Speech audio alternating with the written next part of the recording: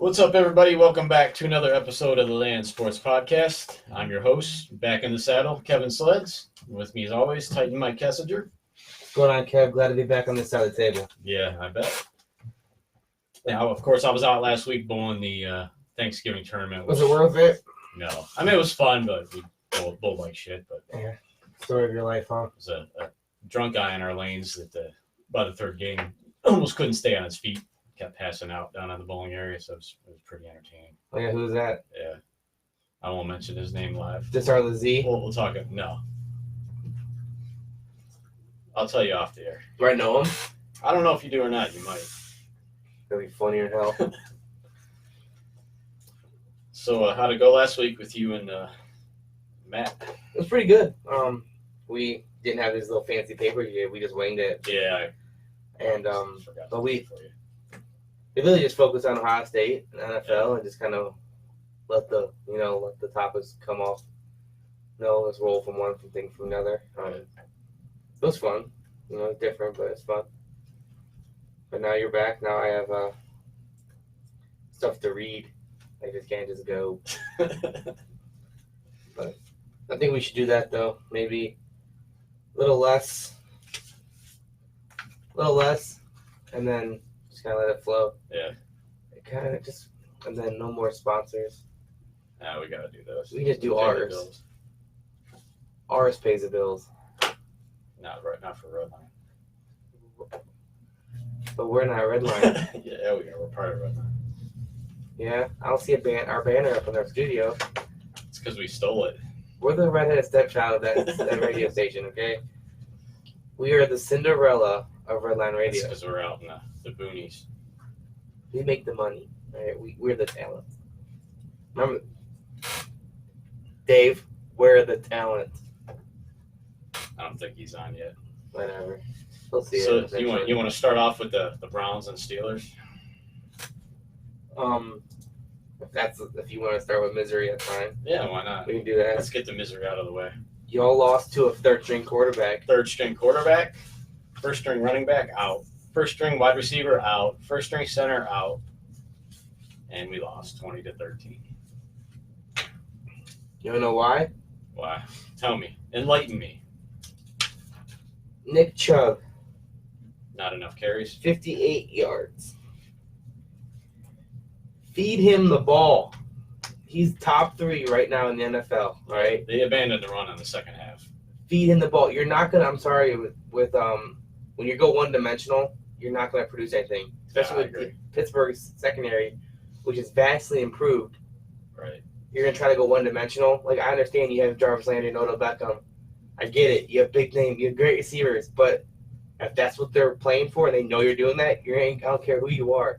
I think that's why he tries to force Baker passing the ball That's 30 dumb. 40 times a game because Let of the it come. receivers. It he will has. come. But You have look one- at the guys you have in the backfield. You got You two top 5 You backs. literally have probably the best wide receiver duo in the NFL and the best running back duo in the NFL, right? You literally are And you're 5 and 7. spoiled with riches here. Like, it's ridiculous. Run the ball. Like, win the trenches, open it up, because they're stacking the box, and then when that doesn't work, guess what? You're going to become one-dimensional, and then you're playing right into their hands. They're literally playing right. You got to keep them honest. Yeah. You got to keep them honest. You don't have their, I don't know why they didn't take advantage of Marcus Pouncey being out of blitz from both gaps right down the middle. They got 1 sack on the first series, Chad Thomas. That was it. A The entire game. Out of a bunch of stunts, a bunch of delayed blitzes right through that center, and just let it go, and just force that backup center to earn his paycheck. That was part of the problem, especially in the second half. I mean, Duck Hodges had all day to throw the ball. He had 5-6 seconds every time. Yeah. And any quarterback's going to beat you. Give him that much time. Yeah, man. For Johnny receivers to get Manziel will open. beat you. Right. But when Chubb only had 58 yards, and he's literally averaging 3.6 yards per carry.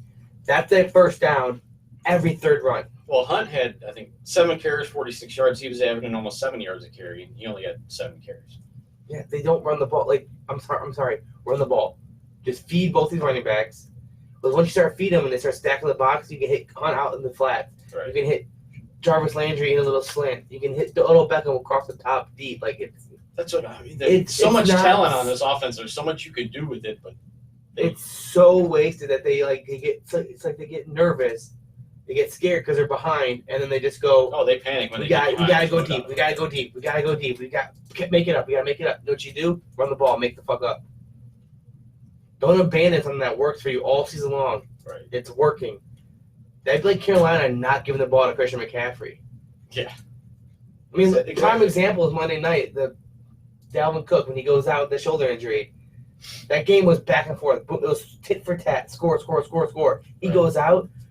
Seattle just opens up. That offense went one-dimensional. Yeah. They try to throw the ball.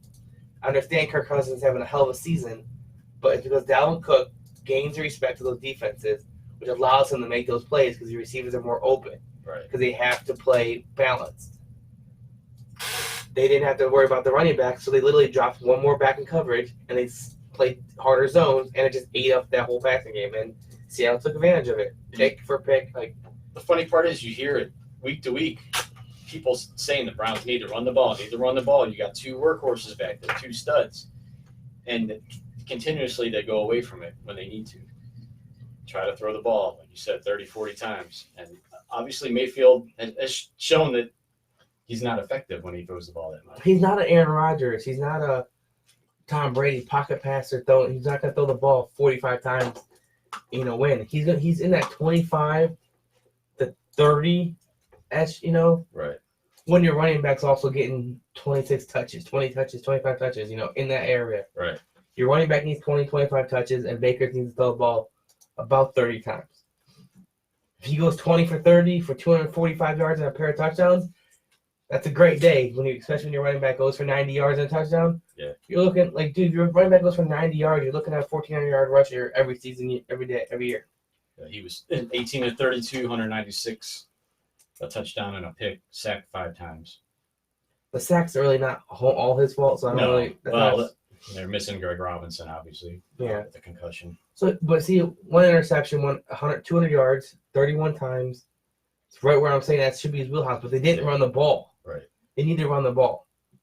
And those would have been different. He'd have probably had more completions. But Well, it started out good. They jumped out to the 10-0 lead. They were shutting Pittsburgh down on offense, and then Pittsburgh made an adjustment, yeah, and Cleveland abandoned what probably works because they probably put 40 of those yards of Chubbs probably came in the first quarter. right. And then it's kind of went from the passing from there. Yep. I mean, look at Tennessee.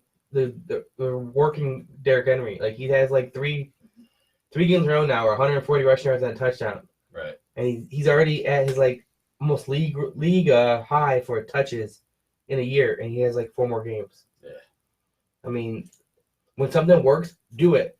Right. Since Tannehill's not a fucking great quarterback, but he's 4-1 as a Titan. Yeah, he's done a great job. I mean, he's Game manager. and you know what? If you have a running game that works, a defense that doesn't allow people Yeah, you to can score, afford to do that. do it. I don't care. I don't need a Tom Brady behind center, right? Or an Aaron Rodgers. I would Right. love a Lamar Jackson or Russell Wilson, but you don't need that if your running game's working and you're not making mistakes with the ball. Right. You're fine. The Browns have the same luck. They had the same effect, but they all know they get pressured into changing up real quick, and Right. it just goes to shit. Well, the defense too. They gave up 323 yards to Hodges and Benny Snell and a group of backup receivers. I mean, besides James Washington, he's the number 2 guy. But the problem was Demarius Randall had the issue he had, was left behind in Cleveland. Obviously, Morgan Burnett, your other starting safety, is out for the year with the Achilles injury. Their top backup safety, Eric Murray's injured. So they were down to Justin Burris, 4th-round pick Sheldrick Redwine, and then a guy that they elevated from the practice squad, JT Hassel, playing big minutes. What's going on with Eric? Like, why don't you just sign Eric Berry already? That's what I was wondering. I thought for sure once Burnett went down that they would bring him in, and Murray's been out for a couple weeks. I don't know. That's unless he's not in shape. I know they had him in the preseason. Yeah. They had him in Bria. I don't know. Obviously, they didn't like what they saw at the time, but maybe there's a reason nobody signed him. I don't know. Maybe he's wanting too much money. But you think he'd be better than a guy you picked off the practice squad. Yeah, but the guy on the practice squad's in football shape, though. So, I mean, Yeah, that's the only thing. That's what I'm guessing is maybe he's not in football shape. And at this point, it's kind of pointless yeah, I'd be wasting money. towards the end of the season. But, Weren't a lot of positives. I think the top positive I put down was the rookie tight end, Steven Carlson. Did you see the stiff arm? I didn't watch the game. His 20-yard reception. I watched the Titans game. I can't remember who it was from Pittsburgh, but went to tackle him around the waist. You just took him by the face and just shoved him to the ground. That, like I said, that was like the highlight of the game. Kareem Hunt was productive again. Did good on the ground game, had a touchdown reception. Chad Thomas had another sack. I believe he's had a sack in 4 straight games now since he's been put in the lineup, replacing first Vernon, now Myles Garrett. And then Landry had a couple really nice catches. Negatives. Got beat by a team There's too many to even name. using third-string quarterback, no number one running back or receiver, no starting center. 0 defensive pressure, especially in the second half. Hodges had all day to throw. Denzel Ward got burned by rookie receivers. And this has been a common theme this year. I'm not ready to label him as a bust yet, but he's been I guess you want to call it a sophomore slump for him because he has not been good this year. Lack of quality safety depth, we just went over that. This pretty much ended the Browns' slim playoff hopes. I mean, they pretty much had to win out, go 10-6. 9-7 is probably not going to get you in. No, You need a lot of help. Buffalo's sitting there. Right. There's too many teams ahead of them. Buffalo's sitting there. Plus, you got to be involved in 9-3. more now. And Tennessee's right there. Pittsburgh's there. And then the Mayfield hand injury, there was kind of conflicting reports about what was wrong. I did hear one report that when he went back, Freddie Kitchens told the media that he wasn't coming out to start the second half. Garrett Gilbert was. Well, all of a sudden, Mayfield comes out with a glove on his hand. One thing I heard was they numbed his hand up so they could go out there and play. So I don't know how true that was, but they said there was structural damage. I heard that too. But after the game, he had a huge rap on it. Today, he didn't practice, didn't throw at all. But he says he's playing Sunday, so he said it's nothing to worry about. He said just bruise, contusion. Could be a big bone bruise. Like, I had a bone bruise on top of my foot. I got a box dropped in my foot. That shit hurt for 3 days walking around on me. I don't know if you saw it, but towards the end, I know the second half or first half, they were throwing Hail Marys, and he chucked one and hit his hand on the face mask of a Pittsburgh defender. Kind of got it tangled in there a little bit, but Drew Brees shit. yeah. So we'll see. Gilbert came in and threw two incomplete passes, and Mayfield came back in the second half, and it didn't look like it affected me. I mean, he threw some nice balls, had velocity on it, so we'll see what happens Sunday. But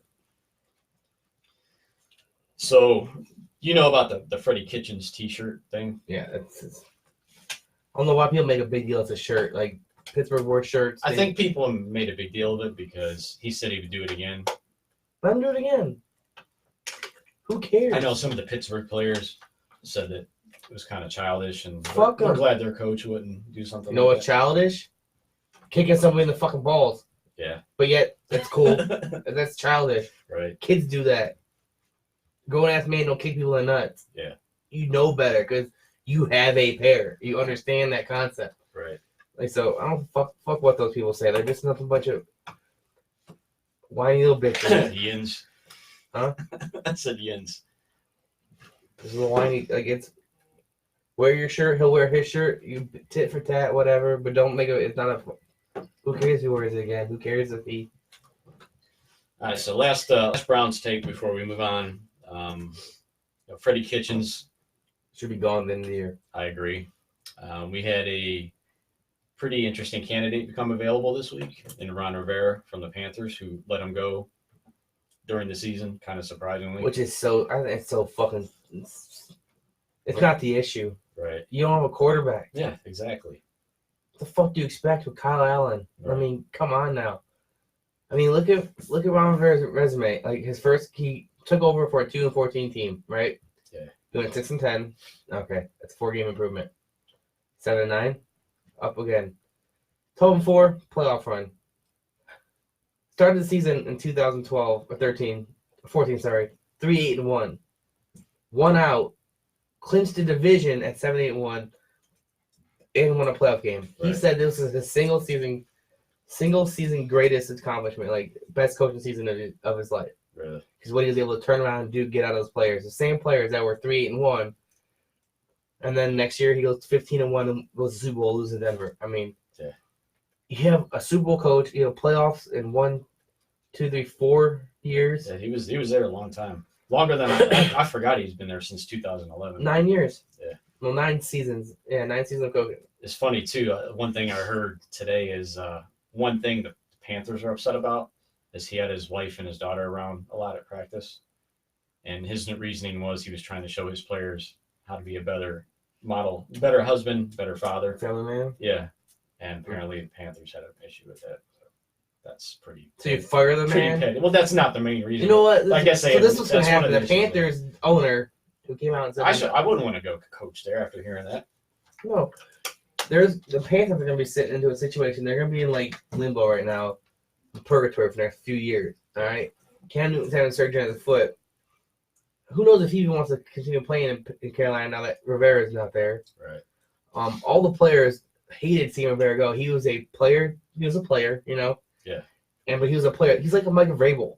Yeah. Him and Rivera kind of feel are similar. They're the players' coach. He knows what it's like to be there. He's been there, done that.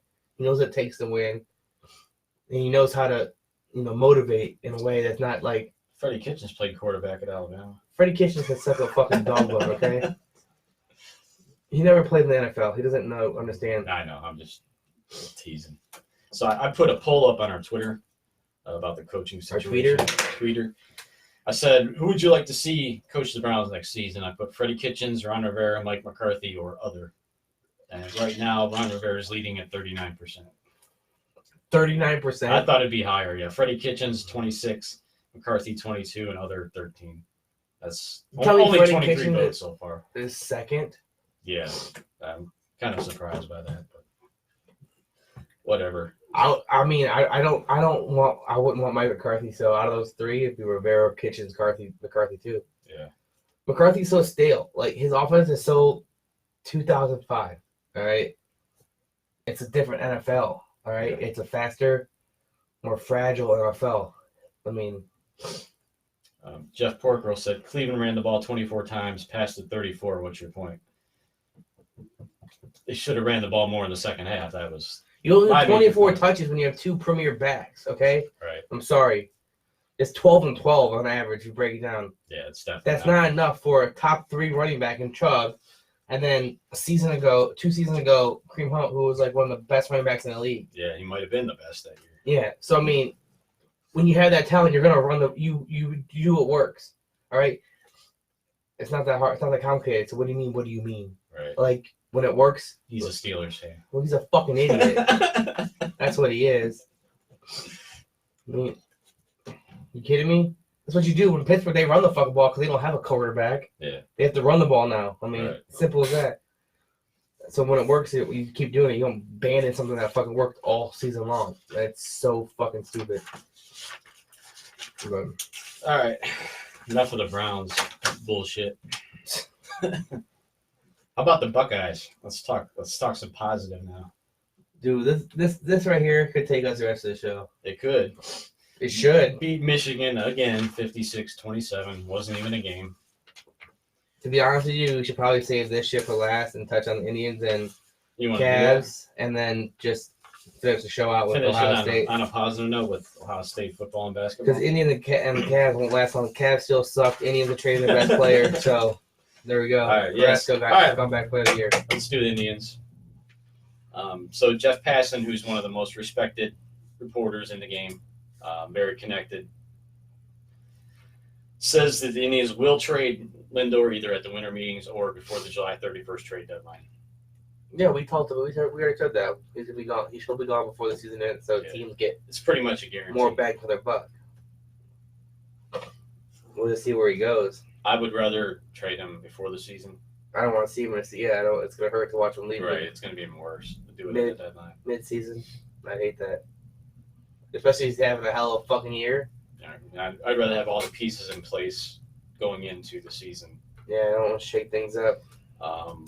Corey Kluber, I guess, is being shopped. Right. They're seeing what they could get for him, and they've also put feelers out there on their young guys, Bieber, Savali, and Plesac, since they have a lot of depth in the starting rotation. They're looking to maybe move. They don't have a lot of depth. They're trading all these fucking pieces. Well, What they're are you going to talking move about? one of them. They're not going to trade both two. Why would you offer Beaver, dude? He's like. I think they just kind of threw his name out there to see what kind of offers they would get, but I think he's definitely the least likely. He should be untouchable. Him and Clevenger should be untouchable. Yeah, I agree. I heard Clevenger's name mentioned as well, so I think they're just throwing them all out there and see what kind of offers they can garner, and then decide which one they want to move. Wow. The Dolan need to sell this fucking team. That would be nice. They need to sell this fucking team. That would They be need to sell nice. it now. Get someone that knows how to fucking run an MLB I did hear franchise. one interesting thing. John Sherman, who was a minority owner who bought the Royals, Yeah. somebody said that he had a deal in place to take the team over from the Dolans down the road. What happened? Well, he got an opportunity to buy his own team before that, so they're not ready to sell Asshole. yet. So I don't know if that was true, but that's Maybe the Dolans don't want to do this not much longer. I'm hoping because Because they're I'm tired fucking of this. dumb.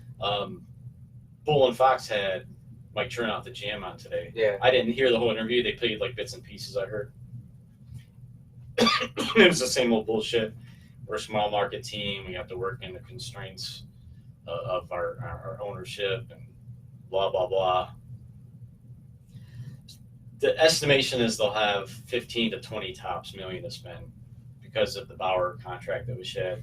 Kipnis is gone. Was it Danny Salazar? He wasn't. I mean, he was making like 5-6 million. 20 million? Where do you get that? 14 of that's fucking Bauer. And then That's 12 that's is the Kipnis. estimation. That's 26 right there. So do the you know debate not is: know math? do you sign one guy at 15 to 20 million, or do you spread that out over a couple guys? It's one interesting guy that became available. The problem is defensively, he can only play first or DH. CJ Cron from the Twins. He's a big power hitter. He's the guy I wanted him to pick up last year. What about Puig? They non-tendered him. I haven't even heard his name. I think he's good as gone. Unfortunately, I would love that. He'd be my number one priority in free agency right now. If I was running the team, sign him first and then go from there. I mean, they need a lot. They need a second baseman or third baseman. They need an outfielder if you're not going to bring Puig back. They need bullpen help. I know they re-signed James Hoyt today. He only pitched 8 games. I mean, he looked good, but it's only 8 games. You need bullpen help. Rotation is the only part that's solid. I don't know. They traded for a backup catcher from the Red Sox. Yeah. Who hit 192 last year. It's a backup. That's fine. Yeah, he's actually a solid backup. So I don't know. If It's they're kind doing of he full kind of reminds me of like he was good 2 years ago, especially in the postseason. He played some in the postseason and did well. it's like when we had Gomes and Perez. Neither Yeah. one of them batted over 200. He's a very, very good defensive catcher. Yeah, and that's what we had. We had 2 great defensive catchers, and both of those guys. But yeah, Perez last year really developed into Yeah, because an he had more offensive player. time to play. I mean, yeah, so it happens. So, I mean, I see him bringing another guy in that ain't going to give up runs. He's not going to produce a lot, but he ain't going to give him up on the plate. So, It was funny because a lot of Boston fans were pissed because I guess he was, Chris Sale's personal catcher. So I guess I have to learn to work with somebody else now. But oh well. as you said, Carlos Carrasco is named AL Comeback Player of the Year. Good for him. Well deserved. And I mentioned they re-signed James Hoyt today. That's that. That's the Indians. All right, rest of the show football. Update. Yeah, as you said, Cavs are 5-14. Upset there. Yeah. Headed for the lottery again. Tristan Thompson get an extension. Possibly. Kevin Love being traded. Hopefully. That rookie's supposed to start soon. Yeah, Dylan Windler. He's actually playing for the Canton Charge tomorrow Yeah. night, and that if all goes well, he'll be back next Cavs game. Yeah, we'll see how that goes. So yeah, just play the young kids, lose, let them get experience. Develop. That's all it is. Just develop, Yeah. develop, And develop. that's why Beeline's here. He's developing young talent.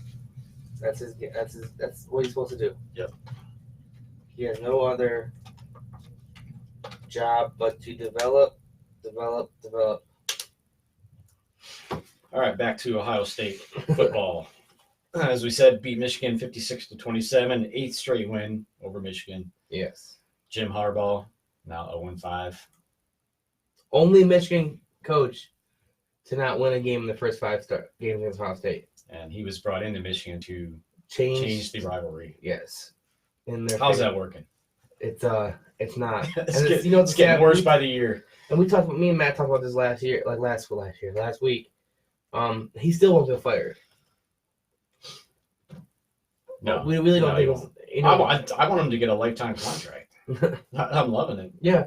Well, it's not just because he's losing to Ohio State. He was brought there to beat Ohio State and help beat Ohio State. Yeah. But he's also there to attract recruits. Right. He is a pipeline to the NFL because he's been there, done that, and had success there. Yeah. He knows how to train, how to develop kids into NFL talent. Yep. Are they losing? Are they have losing seasons? No, not really. They're all winning seasons. Are they beating Ohio State? No. However you look at Ohio State, Michigan, if you don't win the game, your season's a flaw. A failure. Right. Ohio State can go 11-1, or whatever, 10-1, and lost to Michigan, still made the college football playoff, win the national championship, and some people still look at it as a failed season because we didn't beat Michigan that year. Yeah.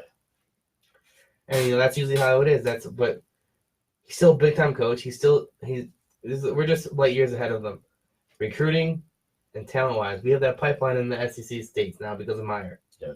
We never had it before. Michigan doesn't have that. They're not drawing kids from Texas. Look at the receivers Ryan Day's bringing in the next couple of years. You're seeing Garrett Wilson really come on now, and they got 2 more. The 2018 number one receiver that just entered the transfer portal from 18. Julian Fleming's, I think, next year. That dude from Penn State who just entered the transfer portal. Oh, yeah. Something Stimper or Stifer or whatever, I can't remember his name. Yeah.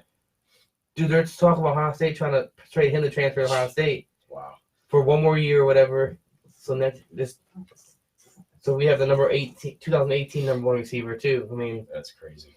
We have some talent there. If Good, he doesn't good to be a quarterback at Ohio State. Yeah, Fields has 1 more year because he's a true sophomore right now. Yeah, I believe so. Yeah, so he has 1 more year before he can go eligible. Yeah.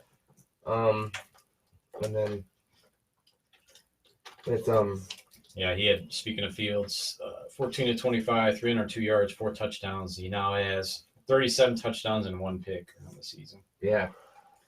Stellar numbers. And he's still not going to win the Heisman. No, it sucks. And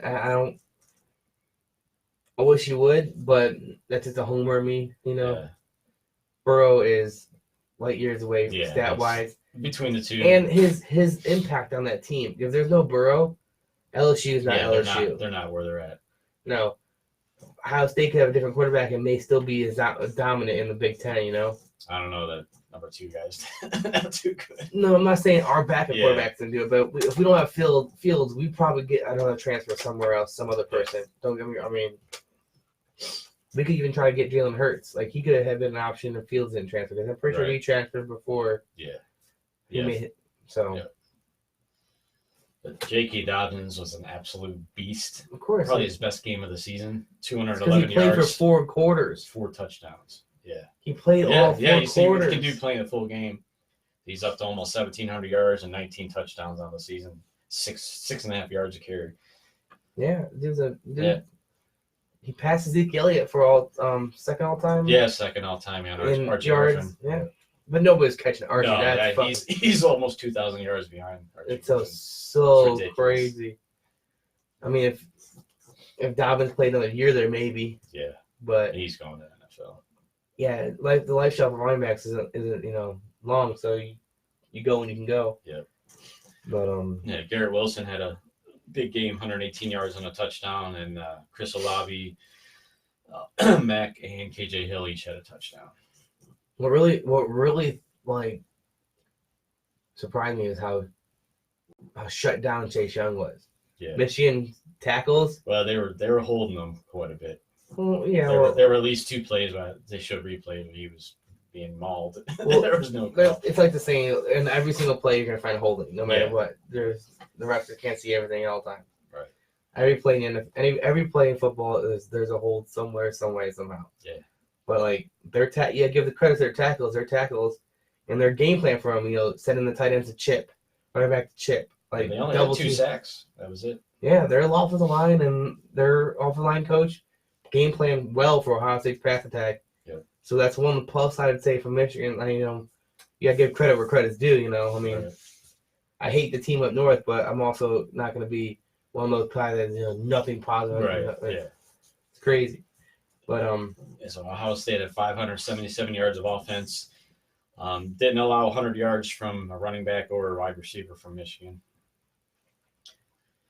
yeah, I'm pretty sure we shut down Peoples Jones too. I can't remember. That was my big Yeah, I don't think my he had a big sack. takeaway from last week. I was telling that like key if Ohio State can do this, they'll win. And I'm pretty sure if I'm looking at the stats, I don't remember hearing his name called much. A few times. 3 catches for 69 yards Yeah. and a touchdown. Yep. I mean, you look at Ohio think State, that's you have like- 3 for 118, 2 for 68, 2 for 49, 3 for 39, I So, think Haskins had like 80 yards rushing for Michigan.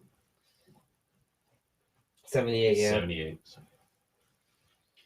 So that leads us to Saturday, Big Ten championship game rematch against. Are you gonna come this Nebraska, one? Wisconsin. I will gonna miss it. I'm gonna be at wrestling, but it'll be on there. You're going to go wrestling over That'll be on Big there. Ten championship game. It'll be on there, so I'll get to see both. Wrestling over the Big Ten championship game. Yeah, I'll be here for the national championship game. Who said you're invited to that? Flake on 2 of them, then you're going to think you're going to sue. Like, fuck that noise. Of course, they blew out Wisconsin last time, so I expect pretty soon. What Wisconsin linebacker came out and said something. He's like, Ohio State's a cut above everybody else, so it's Yeah. going to be tough. But what they said they're ready, so we'll see. I mean, did they learn anything from last time? Yeah, that's the one thing they have going for them. They played them once, so they can game plan a little better. Yeah. Well, yeah, but we're at a different But level now. how do you so- game plan for all those weapons? That's tough. Now, the only thing concerning, obviously, is Fields. It was revealed he's playing with a sprained MCL in his knee. Kind of tweaked it against Michigan, came back in. So that's one thing to watch. Yeah, Definitely he came back in Can't with have that him bomb, though. So, Yeah. I mean, can't. the good thing is after this game is going to be a big break. A Yeah, they'll have plenty of time to couple rest weeks up. to rest up, heal, Yeah. and Just got to get them through this game. run the ball. Just run it. Yeah. I mean, Yeah, I was calling for Day to get him out of there in the fourth quarter in that Michigan game.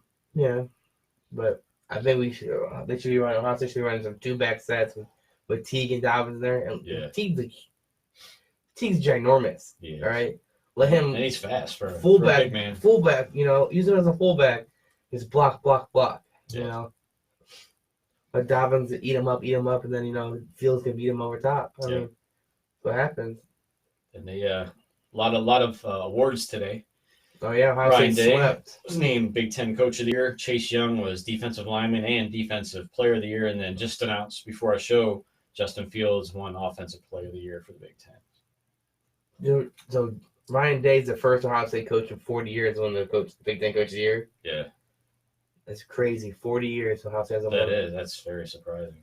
But you gotta look at it this way. Ohio State's always suspected to be, the winner. Right. So the coach is there's not much for them to accomplish, that no one expected, I seen a poll that somebody shared that was put out in July of this year about the Big Ten. Oh yeah, we were They had like Ohio fourth State third or fourth, like 6.7% to chance win to the, Big and, Ten. yeah, That's Michigan, crazy. Penn State, Wisconsin, and Yeah. us. Yeah. Yeah, we weren't expected to do good because Well, Day was I don't coming think anybody knew what to expect from Fields either. in. Oh, yeah. I don't think anybody expected him. I mean, I thought he'd play well, but I mean, he's exceeded my expectations. Yeah, he's gone way above and beyond anything I thought, but I didn't think he's gonna be slug either. Right. Yeah, I mean, he was obviously highly recruited. I don't know, number 2 overall prospect on it Yeah, they actually said he was the highest recruit in Ohio State history. since Terrell Pryor, yeah, I think. I think since Pryor. Yeah, so I mean, Speaking of Pryor, to see what happened. To he him. got stabbed, Yeah. By his and then girlfriend. he got arrested. So Yeah. that's pretty shitty. So I'm guessing the stabbing was in self-defense, is what it sounds like. Yeah. Crazy. He's really, really fallen that they had that 1,000-yard season with the Browns and decided to leave, and it all went downhill Yep. from there. Oh yeah. It's like Johnny Manziel. He got his wife just filed for divorce. Oh yeah, This dude can't catch a break either. That dude's He's messed gonna up. be flipping burgers in the next 2 years. They're like fucking. Yeah, he'll parties. be running out of money shortly. His family's rich. That's true. I forgot about He that. ain't run out of shit. He'll go work for daddy. Yeah, like Billy Madison. Yeah. He'll be alright. He'll catch up. But I mean, so looking at the playoff right now, you see that guy, that reporter from Fox, said that the college football playoff committee is biased in favor of Ohio Yeah, State. you mentioned that. That's whatever. That's BS. Yeah, this Sick of is hearing this that is. shit. Did you read that article? Or did you see No, it? I didn't. Okay, You mentioned it before. He went on a big Twitter rant about this. His facts, his evidence to back up his argument is that Wisconsin, Penn State, and Michigan are all rated higher in the CFP committee's rankings than they are in the coaches and AP poll, right? Right. But and Alabama is rated higher in the AP poll than in the coaches poll. He says that the CFP is ranking these teams higher to make it look like Ohio State's record and strength of schedule is better to keep them at top, because they don't want Ohio State to play Clemson in the beginning, because they want to see Ohio State national champion. And I was like, this will be the first time ever Ohio State was ever favored for anything. Right. They usually get the blunt of everything. Yep. There's so much bias against Big Ten because they think that Big Ten's overrated. Yep. And the SEC is where it's at. But yeah, there's only 3 teams in the SEC, 4 teams at a time. Just like the Big Ten that do a damn. Right. Auburn, Georgia, LSU, and Alabama. Florida's too flaky. Florida had a good year this year, but they kind of fell off. Yeah. I mean, Ole Miss and Mississippi State are garbage this year. Right. I mean, Texas A&M ain't doing shit. I mean, Auburn beat Alabama, but they ranked like 15. I mean, Tennessee ain't nothing. I mean, there ain't. It's ridiculous how much people Whatever. hate on Ohio State. I mean, Ohio State's been the most dominant team all year. He's only had one score that was inside of like 23 points or less. All year they beat people at 30 points. Like, they're different. Their differential points against is astonishing. If you look like plus 400 or something like that. Yeah. Like, it's crazy how much it's dominance there is. But yeah, Ohio State is, they're biased against it. It's just bullshit. Well, you look at it's going to be interesting with these conference championship games. You got Ohio State number 1, LSU 2, Clemson 3, Georgia 4, LSU and Georgia play. So you got to assume LSU is probably going to beat Georgia and knock them out of the top 4. Maybe. Then you've got a little Utah at number 5. See, Poised to move up. People are going to sleep on Utah, and I wouldn't sleep on Utah. Like, I've been saying this for weeks. Utah's defense is legit. Their offense is balanced. I mean, there's nothing like so strong on either side of it. Like, they are a balanced, solid offense. I mean, I wouldn't sleep on them. But to be honest, I think the top 4 my college football playoff, the top 4 is going to be Ohio State 1, LSU 2, Clemson 3, and Oklahoma's going to be 4. I think they're going to sneak in. I think Oklahoma's going to beat Baylor. Yeah, they got to beat Baylor. Oklahoma is going to beat number 7 Baylor, right? Oklahoma 6, 7. Utah's going to play Oregon, who's like 13, right? So Oklahoma's win over number 7 Baylor is a better win than Utah's over number 13 Oregon. Yeah. So, and LSU beats Georgia like we think they should. Georgia is going to be a 2-loss non-SEC champion, non-champion. They're not going to make it in, because if they make it in over Alabama, who's a 2-loss team, there'll be some shit's going to fly. They'll be all hell. Committee won't do that to themselves. They're not going to put that kind of drama on their footsteps, because that's what's going to happen. Yeah. If they keep Georgia in, who just lost, our 2-loss non-champion, and now you have the Big 12 1-loss champion, Pac-12 1-loss champion, who don't make it in. No. So if Oklahoma wins, Oklahoma controls their fate. Oklahoma wins, and Georgia and LSU wins, it's going to be Ohio State, LSU, Clemson, Georgia, Oklahoma. Yeah. And we're going to see a Fields versus Hurts, and then LSU versus Clemson, then probably going to be Ohio State versus Clemson, Ohio State versus LSU. It's going to be old transfers, new transfers. It's going to be It's gonna be exciting. Big storyline. Oh yeah, it's gonna be a media frenzy there. That'd be a hell of a game. I'm looking forward to that. I'm hoping that's the case. That'd be fun. You know what? And I like our chances because LSU's offensive line isn't that great. They're good, but they're not. I don't know. They haven't seen a pass rush like Ohio State this year, and Burrow's not gonna know what to do. And Chase Young's gonna say, "Remember me?" Hello, white boy. It's gonna happen. He's gonna eat. Yeah, it's gonna be fun. It's gonna be fun. Oh, that time, huh? Yeah. Let me hit up the sponsors here. See, I didn't do that last week. It was so much I know. It was so much better. It We've was more got betters. Detroit Auto Parts, the main sponsor of Redline. 2 locations on the west side at 216-398-7373 and on the east side 216-531-7373. Mention Redline and get 10% off your purchase. Graver Machine Tool, the hotline sponsor of Redline. You can reach them at 440-322-3685 for all your powder coating and machining needs. Wiggins Construction and Home Improvement. You can contact owner Will Wiggins at 440-731-4654 for all your home improvement needs. Always Grand Landscaping in Twinsburg. Contact Sean Martyr, 330-487-0582. Lubrication Supply in Norwalk, Ohio. You can reach Kevin or Jim at 330-813-2305. In the field or on the track, let them put you in the winner's circle. K&M Towing out of Cleveland. Stranded need a tow, give Tom or James a call at 216-252-2229. Young and McCarthy Attorneys for truck crash victims. You can reach them 2 ways at 216-931-3932 or at their website, truckcrashvictimhelp.com.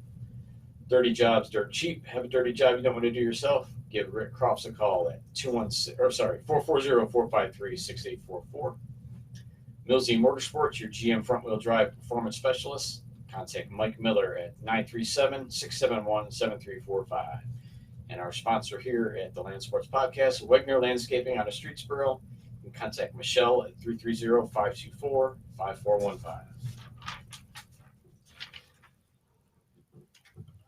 All right, so speaking of the Buckeyes, football team's not the only team that's kicking ass right now. Basketball team is off to a 7-0 start, ranked 6th in the latest AP poll. And we'll see though, because they got a huge test tonight against number 7 North Carolina at North Carolina, who actually Michigan just beat. So they're going to be hungry for a win. But yeah, they beat Cincinnati to open the season. They beat then number 10 Vanderbilt. So those are their 2 signature wins so far this year. Are those 2 teams ranked at all this year, right now? I think Vandy is. I don't know if Cincy is. I'm not really sure. I haven't seen the top 25, the whole top 25 in a while.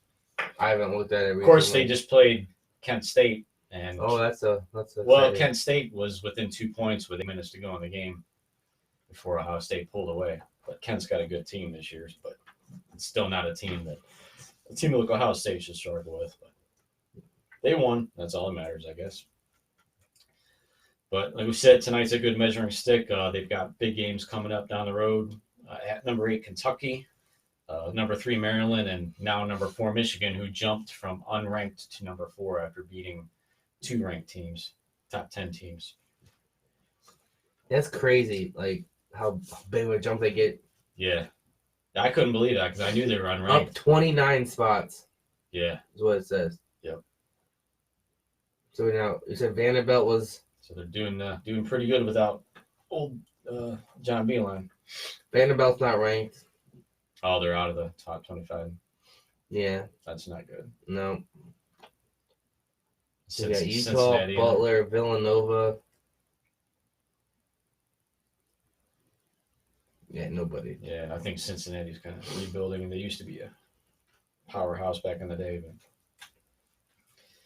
But Caleb Wesson's playing well.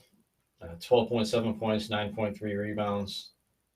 He slimmed down. He was pretty chubby last year, and a lot of scouts told him, you want a shot in the NBA, you better lose some weight, pick up some speed. And he did, and it's paying off this year.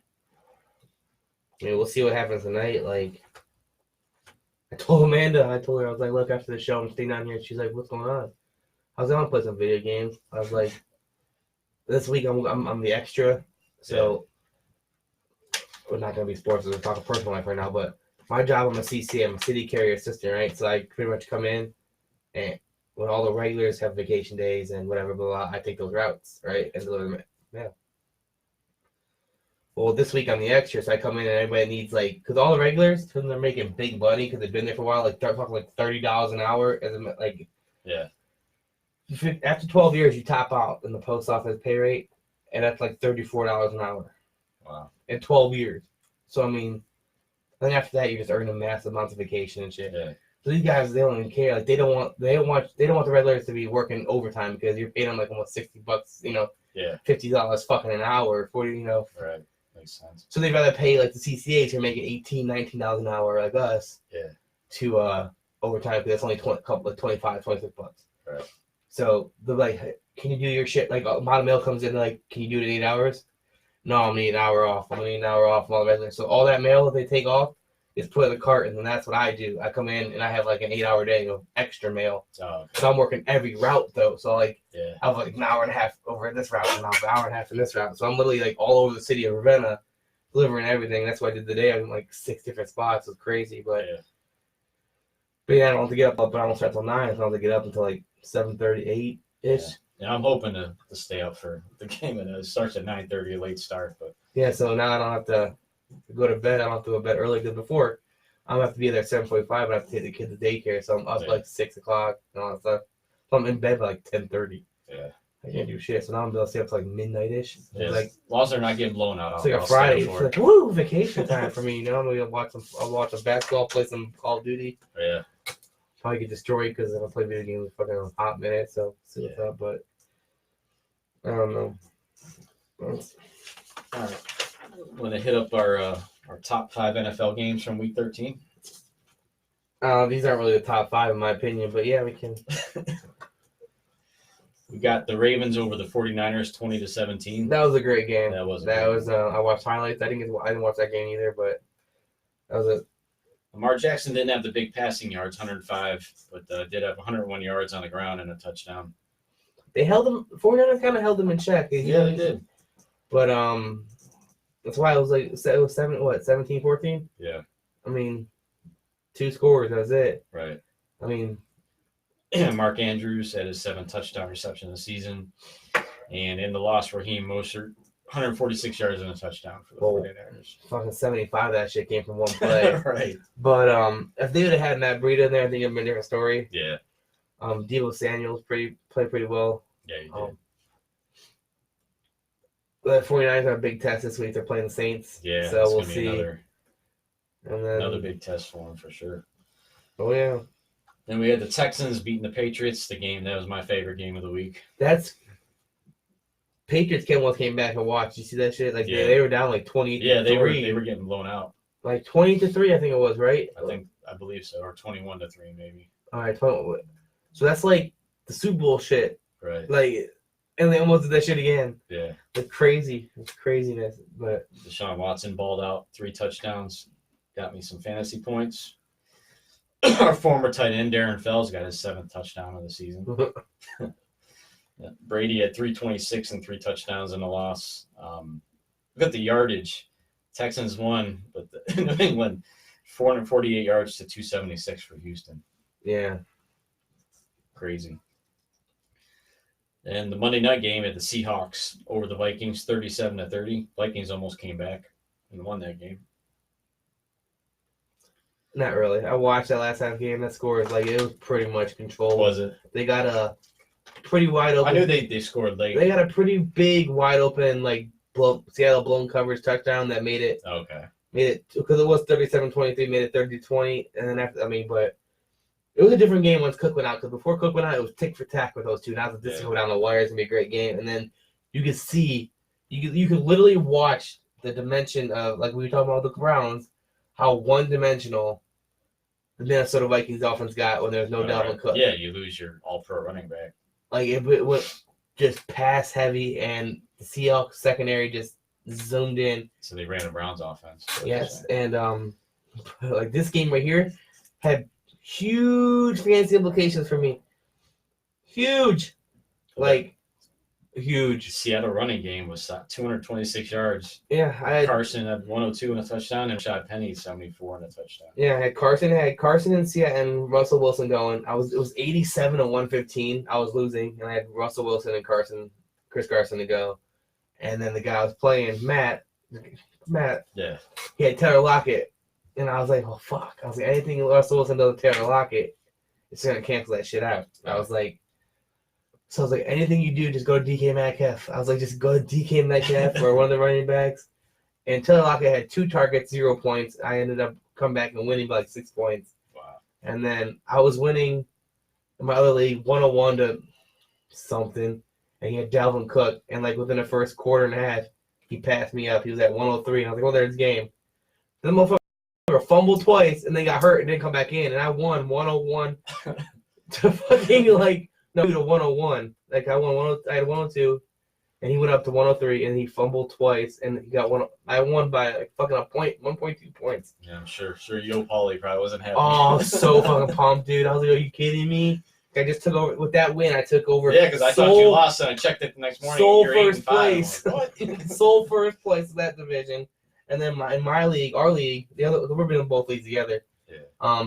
You're in first place in ours at 12-1. You cheating ass. And I'm right behind you. I'm in second place at like I think 8-5 or 9. It's called good drafting. It's called lucky as fuck drafting, all right? You drafted 2 people that in the beginning of the year. 2 top running backs. Did you think Dalvin Cook was no? So you got lucky as fuck. But I the right back traded for Mahomes. I didn't draft him. Yeah, we traded for Mahomes, but I think you gave up too much for him. I did, but that was my missing. You didn't piece. need it. I'm telling you didn't need it. I'd have left your depth the way it is. Nah. Because look, what if Dalvin Cook right now is out for the year? Yeah, that'll be a problem. I don't know how bad he's hurt. So there's a report right now. It's like a pain tolerance thing, you know. Yeah. But with Minnesota in this playoff hunt, you know, they're a wild card right now. They're in like the 6th seed, I think. Yeah. And no, 5th seed. Either way, 5th or 6th seed because if this is a pain tolerance thing, he's gonna need to suck it up and play. No, because it's like his carrying shoulder. Yeah. So if he's getting hurt, he's like, I have to learn to absorb the pain and not, let the ball go. Yeah. He's already had some issues with fumbles. He has those issues.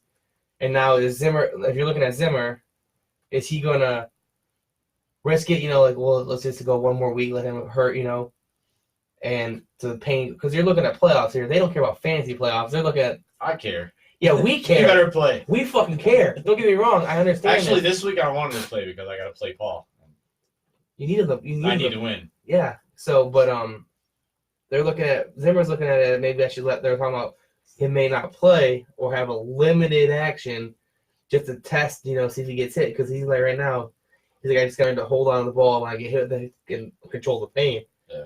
Well, if Zimmer hears that, if you have a problem holding the ball, fumbling the ball already, and now you have a problem with your carrying shoulder. Right. If I'm a coach, I'm looking at it like, dude, you're sitting out this game. Yeah. Heal up. We'll bring you back next week, and it'll be healthier for the playoff run and push. We get in the playoffs and make a deeper run. Yeah.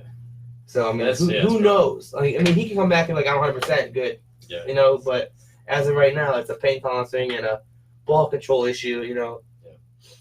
So we'll see what happens to play, after that fact. But I'm hoping he's out because I'm playing you in our league. Oh, are you?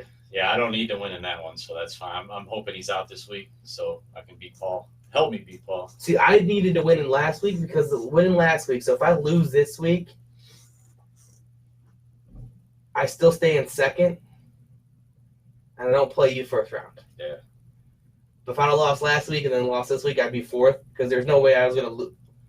The top 4 of us, we've already clinched it because the next person's like 5, and then they were catching up for playoffs. So, I just don't want to play you first round, be a first round bye. So you asking me to throw this week? It don't matter. Fuck, I don't even really care. If you want to bench all your starters, that's cool with me. I ain't gonna cry about it, but I locked up. Now I'm playing you the first round of playoffs, so that's what I'm looking at. But all right, next up we had the Dolphins, 37 points, beating Eagles, 37-31. Ryan Fitzpatrick, 365 yards, 3 touchdowns. Game of the season. Dude, this Eagles team is so fucking wishy-washy, man. They have no secondary, no running game. Miles Sanders is like flashing a pan, yeah. comes and goes. But Devontae Parker at 158 yards. And 2 the Dolphins are touchdowns. playing like a team that doesn't need a fucking quarterback. Like, what the fuck Yeah, are what are you you doing? doing? You're ruining your draft order. Dude, because now you got the Bengals in front of you, the Giants in front of you, Yeah. the Redskins in front of you. Like, the Redskins and the Giants will need a quarterback. Yeah. But you're also going to miss out on maybe, like, I don't know, fuck, Chase Young. The best fucking player in the draft. Yeah. The Giants are going to get him. And they're going to replace Oliver Vernon. Hopefully they're enjoying winning meaningless games. So stupid. And the last one we had, the Thanksgiving game, the Bears over the Lions, 24-20. Man, this game, I picked the Lions to win. You picked the Bears. Yeah. And fucking the Lions had the team locked up. The fucking defense crumbled last minute, let them score. The fucking pissed me off. I was like, oh my god, I'm gonna win this shit. I'm gonna go 3-0 on Thanksgiving because I knew the Bills were gonna beat the Cowboys. Yeah, I picked the Cowboys. Yeah, but Trubisky had 338 yards, 3 touchdowns. Anthony Miller, 140 yards receiving. you know how I tell you Trubisky's trash, right? I don't like Yeah. Trubisky. Yeah, I'm sticking with this, but as of right now, he still has a better completion percent quarterback rating than Tom Brady right now. Throughout, Yeah, Brady's not having a typical Tom Brady no, year. Brady's having He's just catching them. it's a horrible one of his worst years. Yeah. Like Trubisky's rated higher in a lot of categories over Brady right now. I still think Trubisky's trash. Yeah. But he's like people are looking at like the blind A quarterback, B quarterback. B's better, and that's Trubisky, and A's Brady. So you're like, yeah, a blind squirrel finds a nut once in a while, dude. So okay, like. And the Browns' number 4 preseason quarterback, David Blau, started for Detroit. First NFL game. Good. Yeah, he played pretty good. I mean, 20 280 yards, 22 for touchdowns. 38, and 2 TDs. I mean, Yeah, it's not bad. I mean, I actually liked him in the preseason. if Detroit's running back wasn't hurt, and their tight end didn't get placed on IR, Yeah. I mean, and Stafford was in. If Stafford was healthy, dude, like this Detroit team it'd be more formidable. But his injury destroyed the season. I mean, I had high hopes for the Lions team this year. Yeah. But it is what it is. AFC South is getting a little dicey right now. Tennessee's on since starting Ryan Tannehill, they went like 4-1, 7-5 right now. I forgot I didn't print out the playoff picture. Let me pull it up here. We're sitting at 6th seed right now, 7th seed. Like we're right behind. I think Pittsburgh's 6th, Buffalo's 5, and then you got the Ravens, the Chiefs, Texans, and the Patriots are 1 through 4.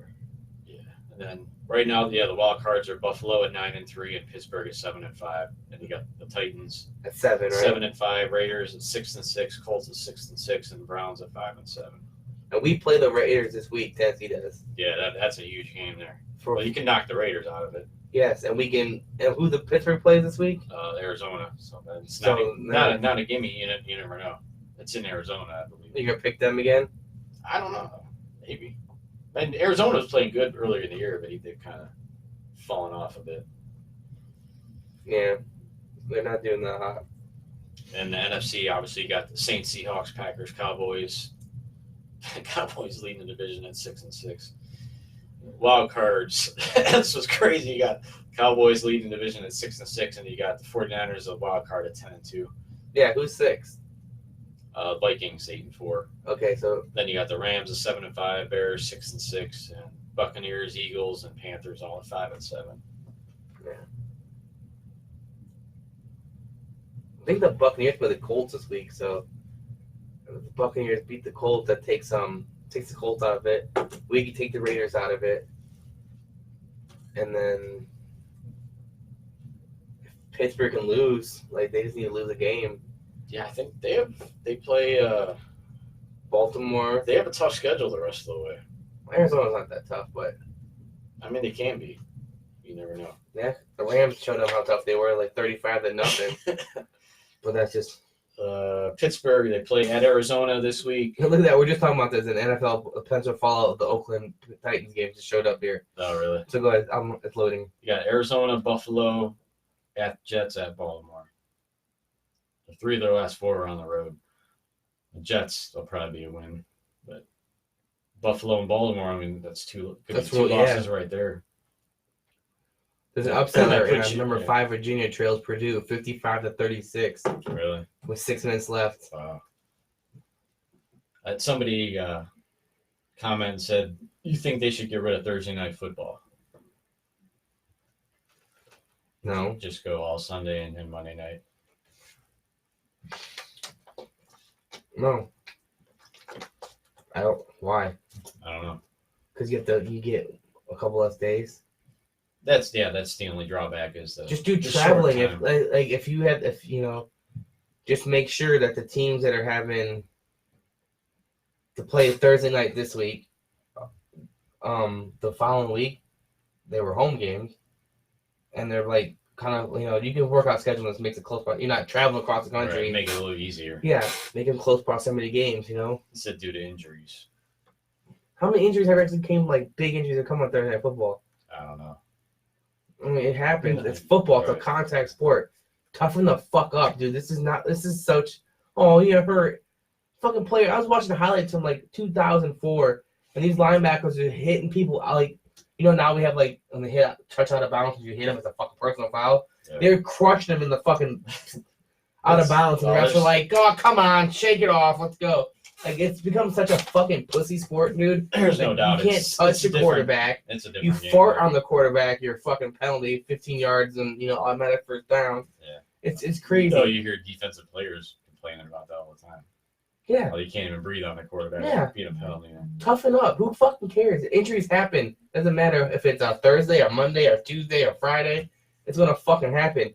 Look at college football. There's injuries in college football, and they play once a fucking week. Yeah. Look at before there was Thursday night football. There was injuries then too. Injuries just didn't start happening because of Thursday night football. And I'm pretty sure if you do the numbers, that's not a crazy increase in percentage of injuries from Thursday night football either. He said 60% of the injuries are on Thursdays. Where's it? Email me the stat that you found that from, or you're just making this up yourself. I want to see your proof because I highly doubt 60% of the NFL injuries happen on Thursday because most of the games happen on Sunday. There's 17 games. You're telling me 60% of the NFL injuries happen in 17 games? Yeah, I don't That's know. bullshit. I call That's fucking fine. bullshit. Right the fuck now. I call bullshit. But trying to say 60%. 8 out of 8 doctors recommend brushing your teeth. I can throw out stats too. What are we doing? I was just trying to find it. I'm not sure.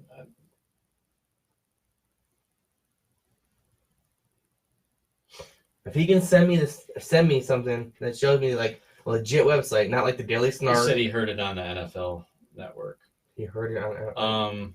The only thing I found it says all-cause injury rate during NFL Sunday and Monday Night Football games was found to be 7,598 per 1,000 athletic exposures. Well, the rate for Thursday night was 6,072 per 1,000 athletic exposures. So there's less. Yeah.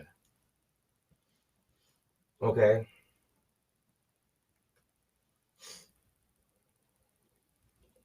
Now, it did say in 2017 injury rate for Thursday NFL games was higher.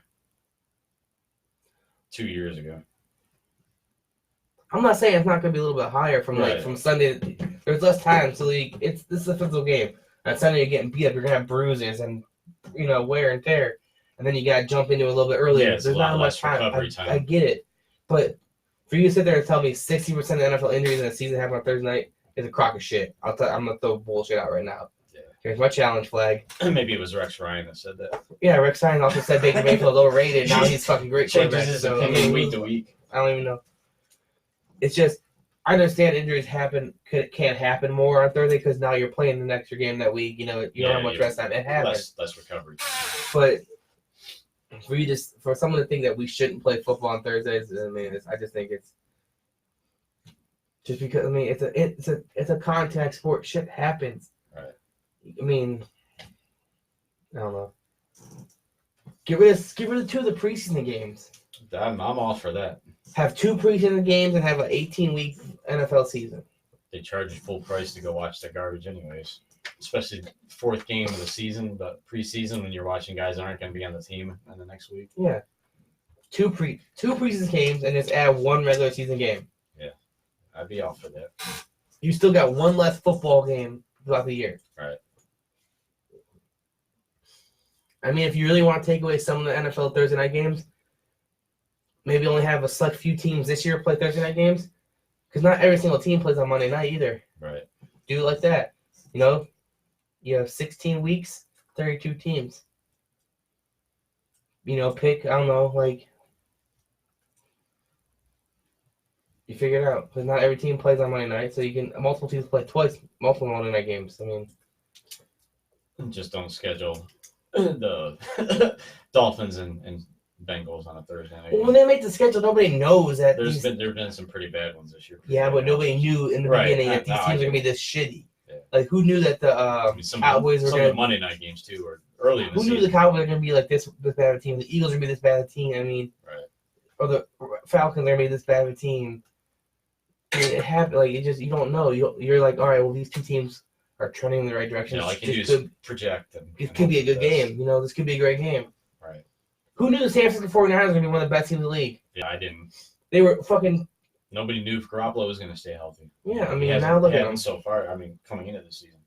There was huge hopes for the Jets too. They picked up a huge defensive players like Yeah, Bell. they spent a lot of money. Yeah, there's high hopes for them being competing for a playoff spot because their defense was legit. They drafted Quentin Williams. I mean, And they just lost to the Bengals. and CJ Mosley's on IR. Yeah. I mean, there's a lot of shit happening. I mean, nobody knows. Like Cleveland, the Browns. Yeah, everybody expected There was playoffs. Super Bowl Brown shit everywhere, but then they're 5-7 right now. 5-7.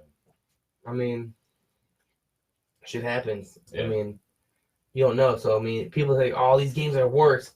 Well, at the time, these teams are supposed to be good. They're Right. trying to make entertaining primetime games. They do that for a reason. They're not going to throw shitty primetime games out there because they want to make money. Yeah. Ratings equal money. And they're not going to be like, oh, you know what? Bengals, Giants, Monday Night Football. Great game. Yeah. No. I mean, they don't know. It happened, but it is what it is. Look at the Browns. They had like 4 primetime games in the beginning of the year. Yeah. And they lost like all of them. Right. I mean, like, Right. because the Browns were the story. Yep. It is what it is, but I enjoy Thursday Night Football. It starts off the week. It's fun to watch. I don't know. I like it. I don't want to get rid of it. Yeah, I agree. Why change? Because if you get rid of Thursday Night Football, that's just less revenue. True. It's less TV revenue for these teams and for the NFL, right? Which means the salary cap doesn't raise as much every year. Which means these players don't get as big of a contract, and nobody's happy. It's all And the you're- players don't want to play Thursday night, but they want these big contracts. Well, guess what? You want these big contracts. We open up the revenue by playing Thursday nights. And you're not taking away from everything. It's not like you're playing on a Friday and taking away from high school football or Saturday taking away from NCAA. There's nothing going on Thursdays. Yeah, basketball or baseball. Right. But football wise, there's nothing. Yeah, no. Well, they're never gonna play on. They play on Saturday towards the end of the year, like when there's a break in college football. Yeah, and our Like, playoffs. Yeah, which is fine because there's no college football. Yeah, there's no college going on. But once bowl season starts, NFL's not playing on Saturdays. Right. No, they take advantage of that little break in college football, like a 2-week no college football. Yeah. So I mean,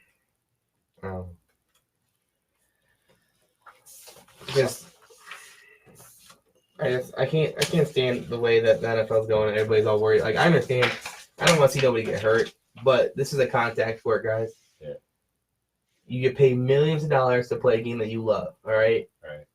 All right. If you tell me if you're gonna pay me $1 million fucking dollars to do something I love, and I got hurt doing it, I'm still getting paid, but now I'm just not playing. Right. I mean, see, they don't have like, nobody plays the game because they love it anymore. They all play the game to get paid. They're all prima donna pussies anymore. Like that's what it is. Yeah. I want I a agree. team. I want a team from this age to play a team from like the 80s, early 90s. You know, these motherfuckers would. Holy cow. Purdue beat number 5 Virginia 69-40. Yeah, they were on upset line. I Wow. told you. Oh, Matt chimed in. Said you shouldn't have to walk away with a mush brain no matter what you get paid. You chose to play a game where you get hit by other large men.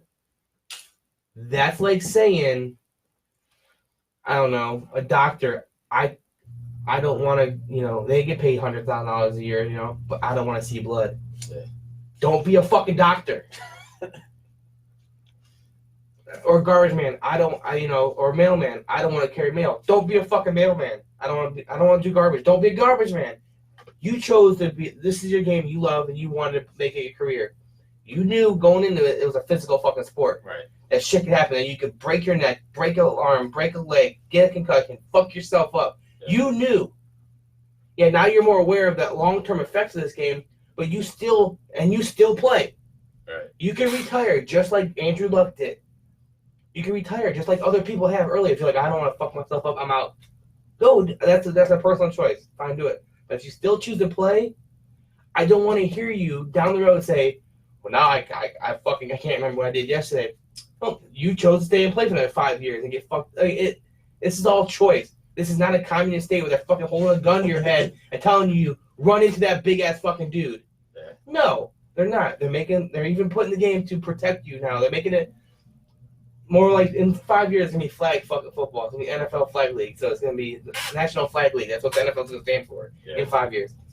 But if you walk with a mush brain, you chose to play a game that could cause a mush brain. Right. I don't feel bad for you. Yeah. It sucks, but I don't feel bad. I get it. It sucks, it just happens. It's part of the game. Right. This is what you chose to do. It's as simple as that. If you think I'm soft or I'm insensitive, well, fuck you. I don't care. Life sucks. Get a helmet. I don't know what to tell you guys. I get it. Matt used to be one of the people that would fucking pussy. Saying Matt's turned soft. Go dig a hole. All right, before we get into our pick'ems, I want to give some love to our local school here, Kent State, bowl eligible for the first time since 2012. Kind of quietly finished 6-6, which they won a 3 or 4 game win streak. Three straight. Their coach Sean Lewis has done a great job turning the program around in only his second year. Their quarterback, I paid a little bit of attention. I heard his name. He took over I think week 3 or week 4. Threw for 2,300 yards, 68% completion percentage, 18 touchdowns, and only 2 picks. He's a kid from Grafton, Ohio, went to Midview High School, 6'3", 201. I actually heard mentioned on the radio about him being mentioned as a NFL draft prospect down the road. Really? Yeah, the kid's legit, I guess. Had an awesome season. And their kicker, another local kid, went to St. Ignatius. Matthew Trickett was named MAC Special Teams Player of the Year. So good for the football program. And then the basketball program, their team's off to a 7-1 start with their only loss to number 6 Ohio State, which they were in the game late in the fourth quarter. So a little love for the Kent State Golden Flashes. So why does Dave tell us we shouldn't hire Ron Rivera? How is he not? Or did he say that? In our live view or whatever. Oh, really? I didn't see that. You commented why. Say don't hire Riverboat Ron. Oh, yeah, it helps if I scroll down. Sorry, Dave, I missed all your... You said why. No, that was Kareem. I said why. Oh, I thought it said you. Yeah. Why would we not hire him? How is he not better than Freddie Kitchens? Yeah, banner's right here. Yeah, we can see the red, the R in the red line. But yeah, he's my number one candidate. If they fire Kitchens, no doubt. Has to be. Right. I don't like McCarthy. I've said this before. I think he hasn't adapted to this NFL. You've watched Rivera at least try to adapt. Look what he's doing with Christian McCaffrey, or he did with Christian McCaffrey. Yeah, well, I think that ship has sailed anyways. They already offered him the job, wanted to keep Kitchens. He said no. Well, now Kitchens is going to be gone, so now it might not be. I don't know. Supposedly the rumor is McCarthy's assembling a staff right now. For where? In preparation, getting a head coaching job next season. So. Exactly. So doesn't mean he won't be here. Right. I don't want him to be here. Yeah. He doesn't like to change with the. I still think he's a better option than Kitchens, but yes, no, the Kitchens probably. But yes. Rivera, now that he's available, right now, yes, because before that, we didn't know what Kitchen would be like, and I was going with the unknown more than the stale. Right. Because look how with Aaron Rodgers, you should no matter what you should have. Oh yeah. couple rings. High-powered offense, and their offense wasn't that great. I mean, it was, up and down, had good games and bad games, good games and bad games. It was just he wasn't able to put a consistent, high-octane offense on there. Right. Now with Matt LaFleur, see what they're doing. The running game's different. Their defense is good. Yeah. It's showing an adaptation to the new age NFL. He's rolling with this. He's at it. So right. That's what makes McCarthy could do that. But over Kitchens right now, yes, without a doubt. But Ron Rivera did or the offensive coordinator from Minnesota. I like him too. Stefanski. Yes. Yeah, I actually think he's going to be a top candidate because I know they interviewed him and they loved him. Yeah, So. him or Rivera, and I think Rivera would probably be a better because he's just more head coach experience. Yeah, I want an experienced coach. Maybe we can even keep the coordinator we have. Yeah. We'll see if he actually do what he's hired to do. Right. Yeah, I'm tired of going the coordinator route. I want an experienced head coach who's had success. Yeah, and Rivera would Rivera checks all the boxes. Yes, and he's been to a Super Bowl. He's won playoff games. He knows what it's like to be in the show, to win at the highest level. And like you said, he's well respected. Yes, he's a team guy. He's a former player. That I like former players as coaches. Yes, because they understand both sides of the spectrum. It's not just somebody demanding 100% on a player, but they don't understand what it feels like to actually play the game and to get that, I'll tell you, pressure. The coach that I love, and I think he's going to get him turned around, and he's going to be one of the top coaches in the league, is Brian Flores from Miami. He was the guy that I wanted for the Browns. Yeah. I like him a lot. He's obviously from the Belichick tree. I like Vrabel, and not just because he's a Titans coach. Yeah. I liked him at Ohio State. So I did too. As a linebacker coach there, and when he got snaked by the Patriots, I was really upset. Yeah. Because when Vrabel was there, that's when we put out AJ Hawk. Yep. That's when we put out James Laurinaitis. Yeah. We put out some big name linebackers. Right. And after that, our linebacker core never been as dominant as they used to be, But I like Vrabel. Vrabel is one of those guys that he'll grab a pad and he'll go and he'll hit you with it. He just in the trench coach. He's there. He's physical, and he's also in that Belichick tree, and right. So he just knows how to win. And it's showing. They're 7-5. This is his first year as head coach. So. All right, I brought the schedule up since I forgot to print one out. We're gonna have to. You forgot write them down. You got to do your job. Yeah, we'll have to write them down. That sucks. I don't really want to do all this, but okay. All right. So Thursday night we got Dallas at Chicago. Oh fuck.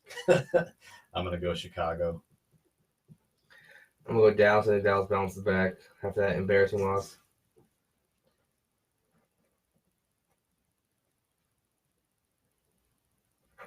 All right. Then heading into the Sunday night games, we've got Carolina at Atlanta.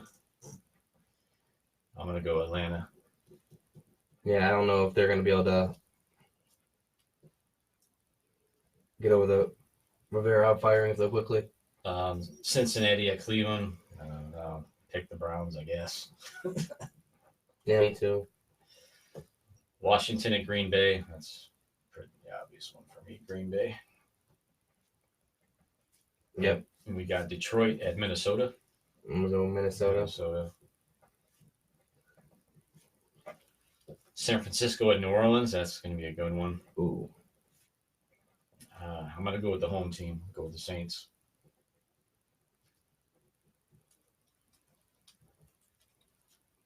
I'm going to go San Francisco. Miami at the Jets.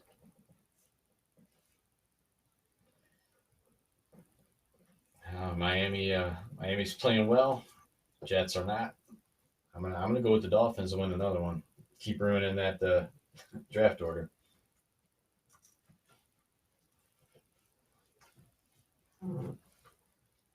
It's a tough one. Which sucks to left. I'm gonna go with the Jets. I'm gonna think the Jets gonna bounce back and win one. We've got the Colts at Tampa Bay. I'm gonna go with the Buccaneers. They're playing pretty well right now. And they're at home. So yeah, Taking the Bucks too. Got Denver at Houston. Go with Houston. Coming off the big win over New England. Yeah, same here. And we got the Chargers at Gardner Minshew back at quarterback. I'm going to go with Jacksonville.